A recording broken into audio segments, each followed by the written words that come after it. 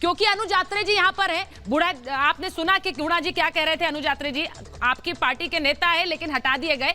मैं भाटी जी से इसलिए शुरुआत कर रही हूँ कि ये जब मंत्री के साथ ऐसा होता है क्योंकि वो आवाज उठाते हैं महिला सुरक्षा को लेकर, उन्हें हटा दिया जाता है, तब क्यों नहीं आप लोग बोलते हैं? आपको नहीं लगता राजस्थान में ये मुद्दा है या सिर्फ मणिपुर का मुद्दा है? देखिए, एक बात हमें पहले समझ लेनी चाहिए इस बात पर चर्चा करने से पहले। हाँ, जो मंत्रिमंडल होता है उसकी सामूहिक जिम्मेदारी होती है। ठीक है। सारे मंत्री पद और गोपनीयता की शपथ लेते हैं। कानून व्यवस्था अगर खराब है तो उसके लिए अकेले अशोक गहलोत जिम्मेदार नहीं है, ये मंत्री भी उसके लिए जिम्मेदार थे, राजेंद्र गुढ़ा भी।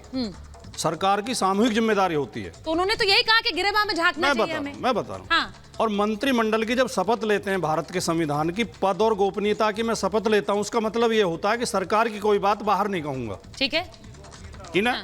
एक मिनट, मैं आ रही हूँ। यार पढ़ लिख के आए करो, भारत के संविधान को समझो, गोपनीयता का मतलब क्या होता है। जो घटनाएं हुई हैं उन्हें लेकर जनता आक्रोशित है। सवाल आप बात करिए, कंप्लीट करिए। जनता आक्रोशित एक ही मुद्दे पे क्यों होती है? अच्छा, जनता को आक्रोशित तब भी होना चाहिए था जब उत्तर प्रदेश में ओपी राज। आप जनता की समझ पर सवाल उठा रहे हैं, ये जनता की समझ पर सवाल है सर। भाई देखिए, एक मिनट, मैं बस ये कह रही हूँ, जनता की समझ पर तो सवाल मत उठाइए। आपने कहा, एक मिनट, हाँ बोलिए। आपने कहा, मैं एक एक सवाल का जवाब देने के लिए तैयार हूं, एक एक सवाल का। हाँ, ठीक है। लेकिन हमें चीजों को समझना चाहिए। हाँ।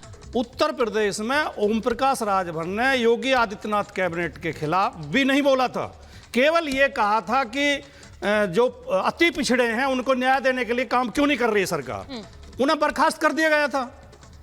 सरकार की सामूहिक जिम्मेदारी के खिलाफ अगर कोई मंत्री बोलता है तो वो सरकार असंवैधानिक हो जाती है, उस मंत्री को हटाना जरूरी है। नंबर एक बात। हाँ।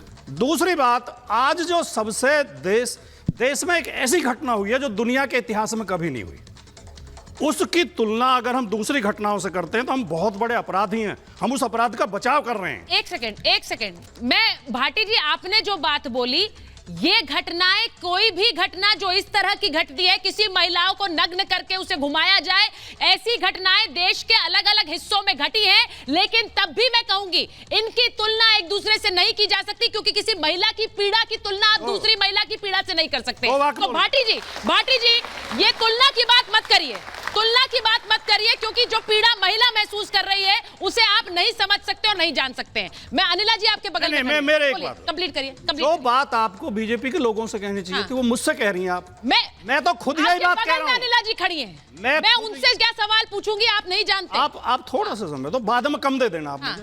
ठीक है, मैं खुद ये बात कह रहा हूं, क्या किसी और राज्य में, देश के किसी और राज्य में कभी 3 महीने तक लगातार हिंसा चली है? क्या किसी राज्य में 250 लोग मारे गए हैं, जले हुए शव पड़े हैं, बच्चों के शव पड़े हैं, महिलाओं के शव पड़े हैं? क्या कभी सामूहिक रूप से 1000 लोगों की भीड़ ने महिलाओं को नग्न करके सड़कों पर उनके साथ छेड़छाड़ करते हुए परेड कराई है? बताइए अनिला जी। इस देश में कोई और घटना हुई हो? एक द्रौपदी के चीरहरण का प्रयास किया गया था द्वापर युग में। हाँ। उस पर महाभारत हो गई थी और लाखों लोग मारे गए थे। आज हमारी बहनें नंगी करके घुमाई जा रही हैं और हम उसे गोलमोल कर रहे हैं, और देश के प्रधानमंत्री घुमाने की कोशिश कर रहे हैं। छत्तीसगढ़ और राजस्थान का नाम लेके उन्हें शर्म के साथ ये कहना चाहिए था कि मेरा सिर नीचा है। भाटी जी और प्रधानमंत्री 70 दिन के बाद बोलते हैं। भाटी जी, और आप उसे, बिहार की बेगूसराय में क्या हुआ आप जानते हैं? बंगाल का वीडियो आपने नहीं देखा है, अपराध इतना बड़ा है, छत्तीसगढ़ का आपने देखा कि नहीं देखा? मैं आपसे पूछ रही हूँ, मैं ये नहीं कह रही, मैं कह रही हूँ ये शर्मनाक घटना है।